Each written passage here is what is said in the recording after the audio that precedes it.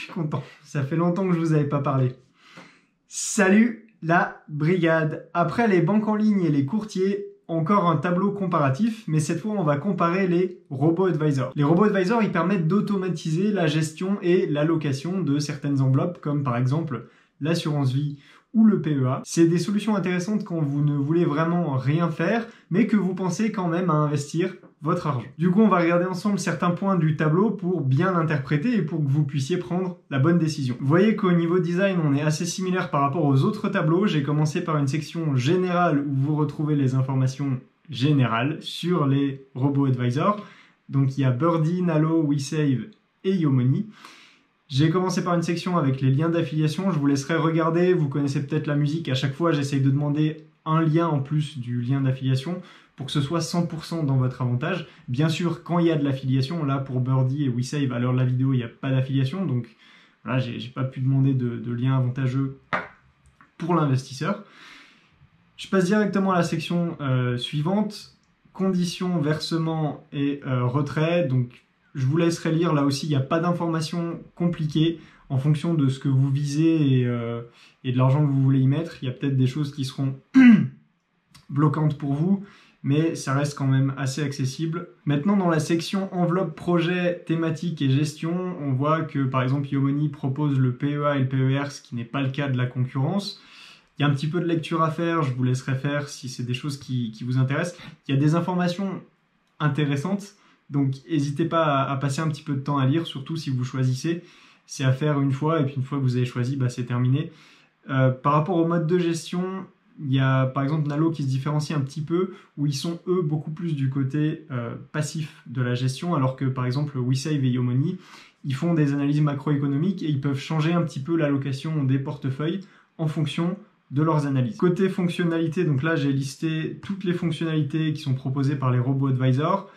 Un petit point intéressant là pour Nalo qui propose d'avoir plusieurs sous-projets dans la même assurance vie.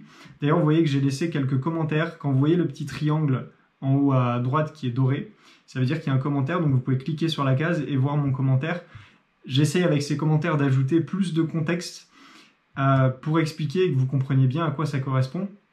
Concernant les sous-projets au sein de la même assurance vie, c'est en fait, dans la même assurance vie, vous pouvez avoir plusieurs projets, donc plusieurs allocations, et ça vous évite, par exemple, si vous devez tirer de l'argent d'un projet et le mettre dans un autre, bah, si vous avez deux assurances vie différentes, de retirer d'une assurance vie, donc éventuellement de faire face à la fiscalité et de remettre dans l'autre. Là, c'est directement au sein de la même assurance vie, donc ça peut être une fonctionnalité intéressante à considérer. J'ai listé toutes les fonctionnalités ici. Côté frais, bon, pas de grosse surprise, en général les frais sont assez bien connus. Ils sont assez similaires. Birdie est un peu moins cher de ce côté-là. Je vous ai mis aussi des calculs de frais, comme ça vous pouvez vous rendre compte sur, des montants, bah, combien ça fait de frais. Ça peut être intéressant. Et ensuite, j'ai parlé des performances à la fin de ce tableau. Donc j'ai mis les performances pour le profil risqué, un profil moyen et un profil peu risqué, souvent le moins risqué qui est proposé par le robo-advisor. Il faut prendre ces performances avec un grain de sel parce que chaque robo-advisor va avoir des allocations différentes et parfois des classes d'actifs différentes. Donc pour les comparer, ça peut être parfois un petit peu difficile, mais au moins ça vous donne un petit aperçu. Vous focalisez pas trop sur ces performances parce que d'une année sur l'autre, il y a un robo-advisor qui peut surperformer et l'année d'après, il peut sous-performer. J'évoquais tout à l'heure la gestion passive, donc Nalo est un petit peu plus du côté passif en ce qui concerne la gestion et on sait que sur des horizons de temps assez longs, la gestion passive a tendance à surperformer. Je finis le tableau par deux autres sections qui sont la performance des fonds euros, mais bon là ça devient de moins en moins intéressant parce que c'est des profils qui sont plus proposés à 100% en général par les robo-advisors, en tout cas à l'heure actuelle, et sur le service client. Si vous avez des questions sur un mot de vocabulaire ou quelque chose que vous avez mal compris, vous me posez une question en commentaire, et en attendant, je vous dis à la prochaine.